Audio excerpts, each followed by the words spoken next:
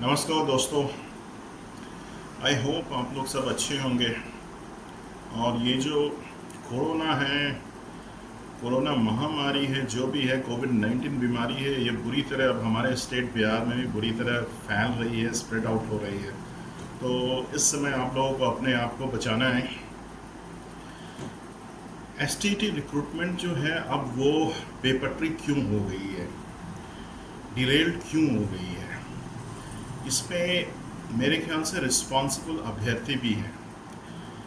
अभ्यर्थी क्या करते हैं, छोटी छोटी बातों पे वो केस दर्ज कर देते हैं। और केस के चलते अभी जो नया ट्रेंड मैं देख रहा हूँ, कोई भी वैकेंसी, छोटी मोटी भी वैकेंसीज आती हैं बिहार में, तो उसके ऊपर इतने सारे कोर्ट केसेस होने लगते हैं, छोटी छोटी बातों के लिए कोर्ट केसेस होने लगती हैं। और गवर्नमेंट में भी पता नहीं क्या है, आईएएस बैठे हुए हैं, इतने पढ़े लिखे हैं, कोई भी उनका नोटिफिकेशन क्लियर नहीं रहता है। और मैं तो देखता हूँ सचिवालय में भी ऐसे ऐसे कर्मचारी बड़े बड़े पद पे बैठे हुए हैं जिन्हें जानकारी नाम की कोई भी चीज़ नहीं है। हाँ, केंद्रीय विद्यालय में भी वैकेंसीज निकलती है तो इतनी कंट्रोवर्सीज कहाँ होती हैं। या आप देख लो सैनिक स्कूल वगैरह में भी निकलती हैं, तो इतनी कंट्रोवर्सीज बिहार में कोई भी वैकेंसीज निकलती हैं तो उसमें इतने लूप हॉल्स रहते हैं कि छोटी छोटी बातों पे केसेस होने लगती हैं। कंप्यूटर साइंस का ही ले लो, कंप्यूटर साइंस की नियुक्ति हो रही है पोस्ट ग्रेजुएट कंप्यूटर टीचर के लिए। और क्वेश्चन का आप लोगों ने लेवल देखा होगा, कोई भी बंदा अगर थोड़ा बहुत भी मेहनत करता है, अगर उसका जीके जीएस पेडागोजी सही है, तो कंप्यूटर साइंस में जो क्वेश्चंस पूछे थे वो कोई भी हल्का भी किसी ने कंप्यूटर पढ़ा होगा, बेसिक नॉलेज भी होगा, तो ये कंपटीशन उससे निकल जाना। यहाँ स्पीड और मार्क्स मैटर करता है। तो ये क्वेश्चन किसको सेट करने के लिए देते हैं, ना इनके पास फैकल्टीज़ है ना कुछ है।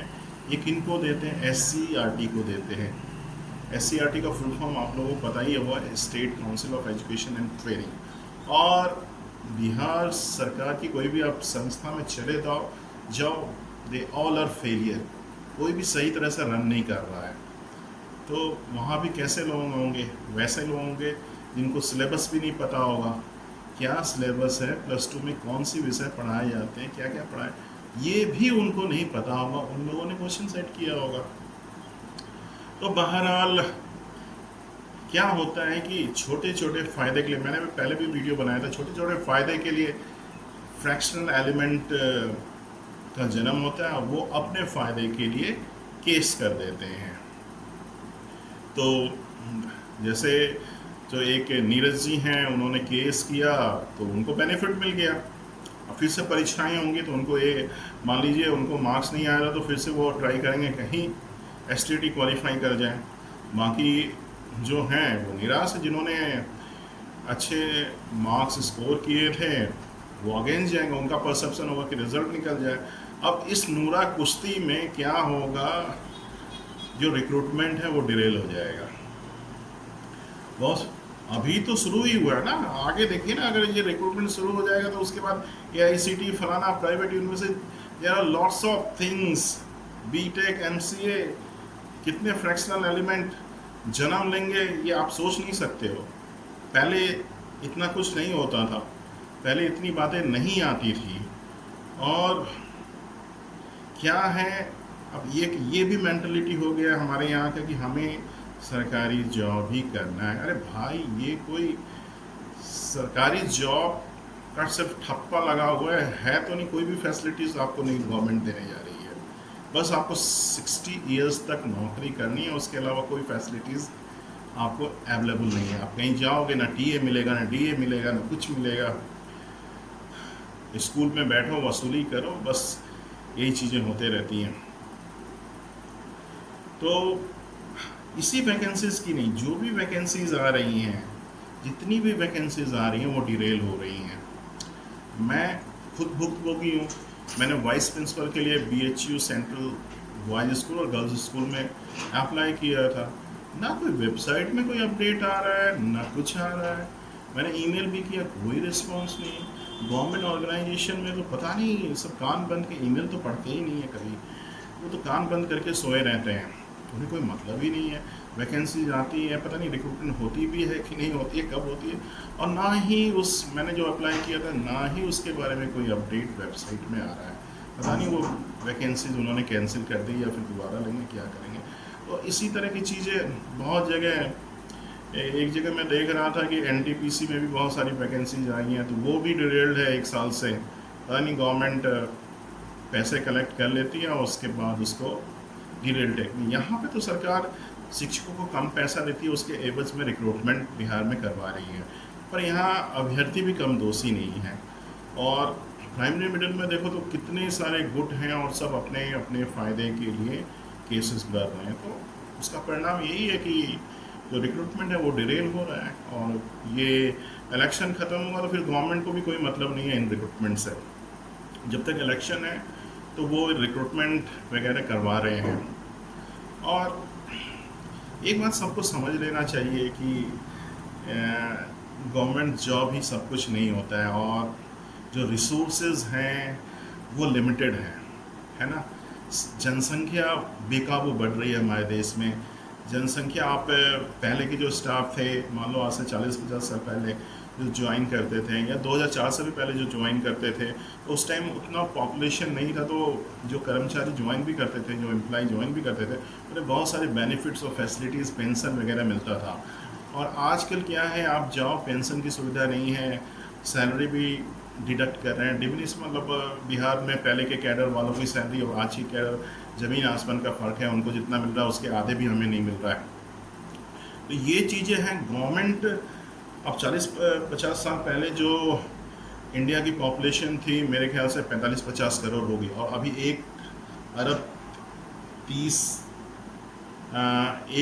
3 करोड़ या 4 करोड़ ऐसी पॉपुलेशन हो गई है। तो रिसोर्स लिमिटेड हैं, और population have been grown too much, है ना।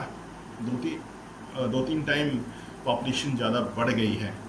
तो it is not possible to give job to each and every person, और government jobs are very negligible, और इसीलिए इतना नूरा कुश्ती चलता है। और भी एवेन्यूज़ हैं, इसके भरोसे नहीं रहे। इसमें गवर्नमेंट भी बहुत लापरवाह रहती है, उनका कोई भी नोटिफिकेशन क्रिस्टल क्लियर नहीं रहता है, उसमें बहुत सारे लूप हॉल्स रहते हैं, बहुत सारी चीज़ें रहती हैं। तो इसको गवर्नमेंट सॉर्ट, पता नहीं कहाँ से आईएएस ऑफिसर पता नहीं कहाँ से सेलेक्ट होके आते हैं, इतने बड़े बड़े कंपटीशन करते हैं, पर एक भी काम उनका सही नहीं होता है। जब उनका काम ही सही नहीं होता तो जो भी कंपटीशन क्रैक करके आते हैं वो किसी के किस काम का। मैं तो देखता हूँ आईएएस भी पैसा कमा रहे हैं, they are not helping society, जो भी है। तो गवर्नमेंट सेक्टर में they are not doing anything that will help common people. तो इससे क्या होता है, आप लोग ट्राई कर रहे हो, तैयारी कर रहे हो, और रिक्रूटमेंट रेल हो जाता है, तो निराशा, डिप्रेशन, ये चीज़ें आनी लाजमी हैं। तो इसे हमें कैसे सॉर्ट आउट करना है। तो मैं तो बोला कि हमारे एक प्रिंसिपल सर थे, मैंने देखा वो बगल में एक है मौलाना आज़ाद नेहरू उर्दू यूनिवर्सिटी है, उसके प्रिंसिपल थे। उन्होंने यहाँ से जॉब छोड़ा, फिर जामिया मिलिया इस्लामिया के प्रिंसिपल बन गए। अभी मैं देख रहा हूँ वो सऊदी अरबिया में जेद्दा के किसी प्राइवेट इंडियन इंटरनेशनल स्कूल के प्रिंसिपल बन गए। तो ऐसे भी लोग हैं, जहाँ जाते हैं वहाँ वो सेलेक्ट हो जाते हैं, और लास्टली उन्होंने गवर्नमेंट जॉब छोड़ के प्राइवेट जॉब को अपना लिया। तो आप भी क्यों नहीं, आप इंडिया छोड़ने की सोचते हैं, क्यों नहीं सोचते हैं। वहाँ एवेन्यूज ओपन है। अगर आप अच्छा हिंदी अंग्रेज़ी बोलते हैं, आपको नॉलेज अच्छा है, तो अगर आप टीचिंग करना चाहते हैं तो अदर कंट्रीज जाके आप वहाँ बेटर एवेन्यूज़ मिलेगा, बेटर फैसिलिटीज़ मिलेगा, और सही से रिक्रूटमेंट होगा, टाइमली रिक्रूटमेंट होगा। हमारे देश के जैसा नहीं कि वो निकाल लेते हैं और फिर उसके बाद फॉर्म भराते हैं, फिर 2-3 साल, 5 साल, 10 साल, बिहार में तो 10 साल भी लग जाते हैं। आप देख ही रहे हो, अभी जो छठे चरण का नियोजन हो रहा है वो कंप्लीट भी नहीं हुआ है। तो 2011 में एसटीटी एग्ज़ाम हुआ था, अब 2020 हो ही गया है, 9 साल हो ही गए, और ज्वाइनिंग देते देते 10 साल हो ही जाएंगे। तो 5 वर्षीय तो कॉमन है, ऑल ओवर इंडिया है, और बिहार में तो 10 साल करीबन लगते ही हैं। हम लोगों को भी 2011 में हमने STT दिया था, 11 की 12 में दिया था।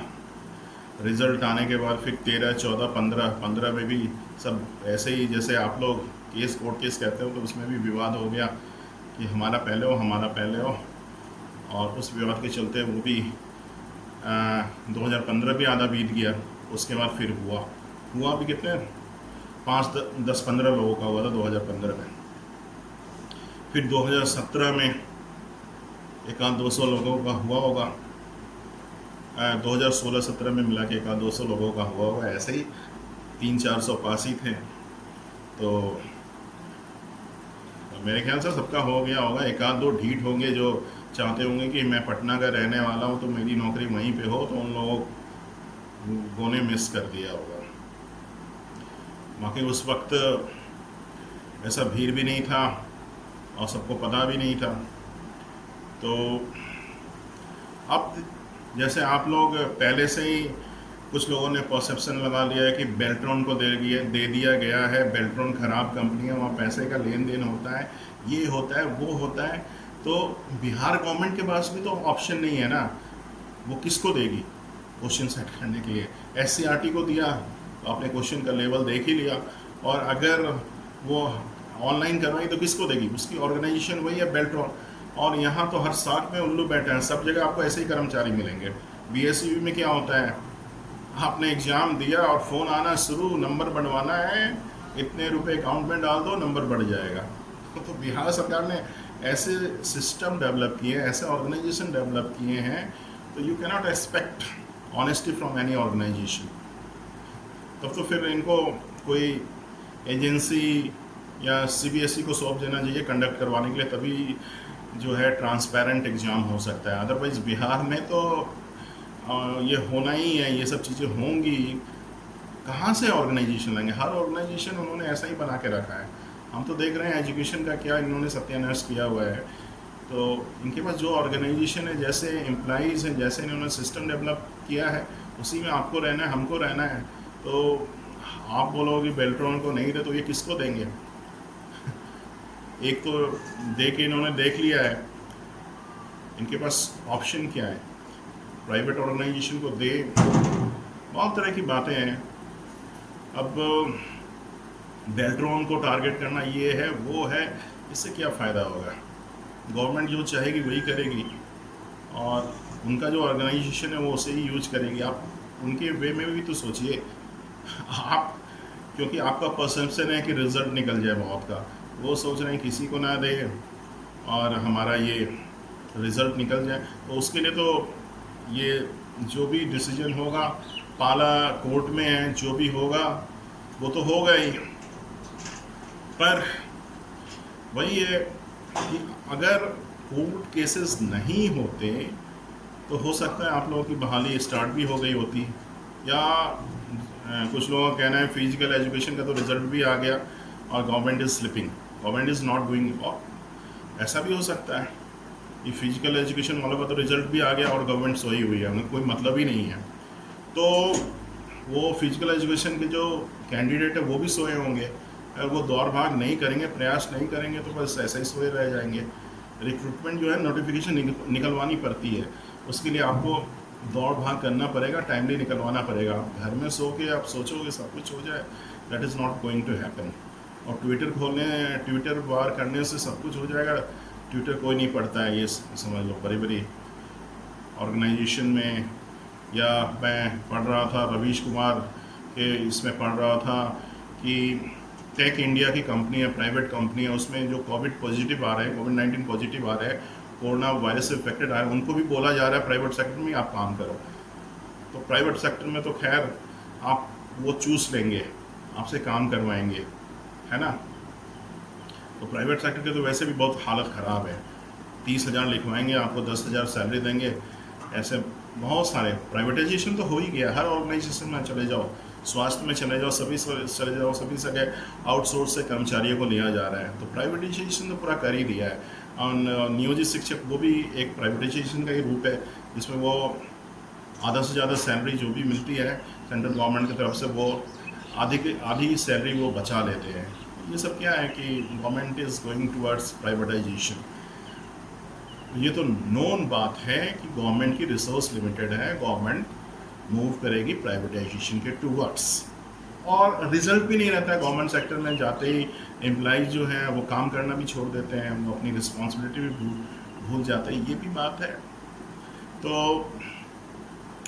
अब शायद आप लोग का कल शायद डिसीजन नहीं मतलब कोर्ट में कुछ हियरिंग होने वाली है, तो होप कीजिए कि ये जो नूरा की स्थिति है ये ख़त्म हो और जल्दी से रिक्रूटमेंट स्टार्ट हो, और अगर नहीं हुई तो फिर आप get ready for 2025 next election. तो बेस्ट लक, होप कीजिए हियरिंग में सब कुछ पॉजिटिव निकले। Thank you.